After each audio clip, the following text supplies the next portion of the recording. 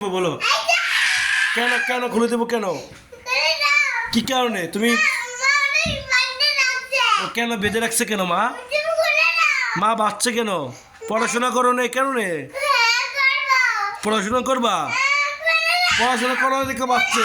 বলো সরি মা, বলো সরি, বলো সরি। কানে ধরা লাগবো না, দেখ বলো সরি। আমার আর চুল ধরে টানবি? কোন সময় চুল ধরে টানবি? আমার লাথি দিবি? মন থাকবো?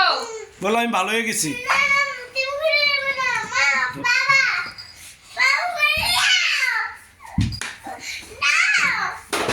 কেন বাবাকে খুলে দিতে হবে? মা খুলে দেব, মা খুলে দেব। মা পারবে।